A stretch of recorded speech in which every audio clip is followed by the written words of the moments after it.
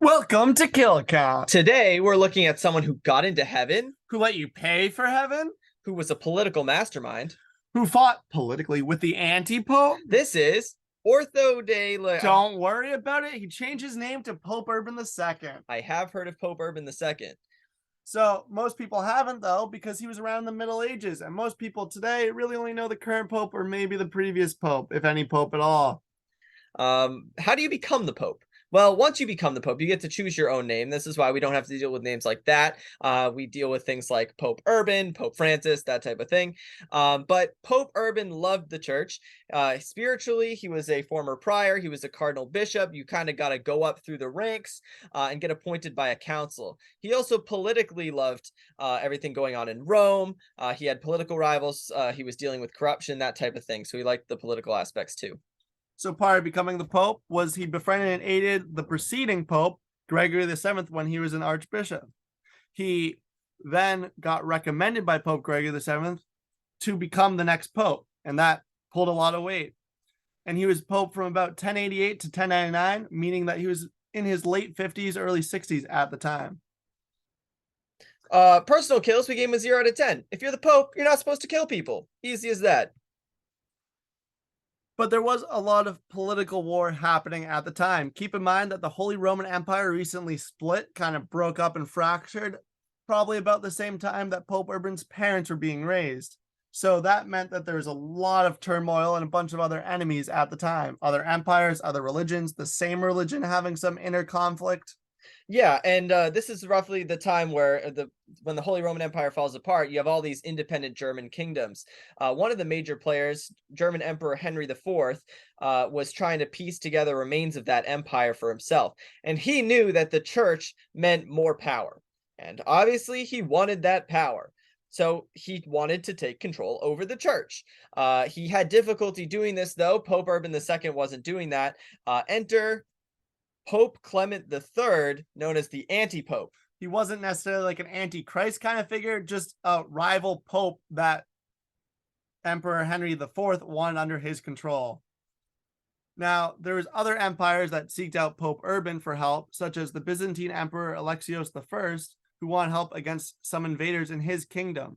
Pope Urban obliged for two main reasons, such as wanting to help keep rulers on his side to kind of take away power from the anti-pope and make sure that they were a valid and good group of people. And he also wanted to take power away from some Muslim Seljuk Turks. There was also a third reason. So they were trying to take Jerusalem, the Holy Land where Jesus was born, for any means possible, right? So if you're rich, that meant that you could pay some money for some war supplies and join heaven. If you're poor, you could join heaven by fighting. Only about a third of the people actually made it to Jerusalem in the fight. And Pope Urban actually said stuff like absolution or remission of sins for any warriors dying in the service of Christ, basically cementing these paths to heaven during the Council of Clermont. So political kills, we gave him a 10 out of 10. I don't know how much you guys know about the Crusades, but they're really, really messed up. And they lasted for a very, very long time. It's not just the first crusade that Pope Urban was a part of, but all the subsequent crusades, fighting over the Holy Land between several different religions, has still led to many conflicts, even thousands of years after, or 1,000 years after the Crusades actually happened.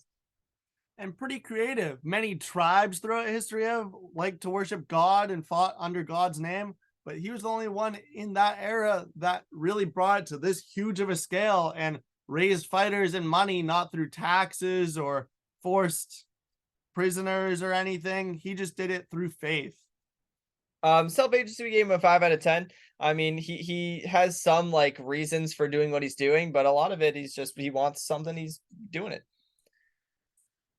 There are a few consequences, like the fact that they regained Jerusalem, but Pope Urban II died before even hearing the news, and he was actually later claimed by another pope to have gotten into heaven. Overall, good consequences. Some other bad consequences. More crusades happened. It was not the only crusade kept happening.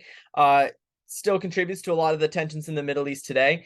And the idea of being able to pay for heaven kind of sticks around and creates further religious fracturing later. In the 1500s, you got people like Martin Luther who start to break away from the church during the Protestant Reformation. So did he get away with it? Yeah. Pretty much going to heaven is probably the ultimate got away with it, right? Yeah, I mean, he didn't do any fighting himself. He convinced everyone else to do it for him, and he had a crazy legacy after that. So we gave him an overall kill score of 6.5 out of 10 with a total kill count of 3 million people. So that's 0.3% of the world population, which is pretty significant for someone that's supposed to be peaceful and loving, right?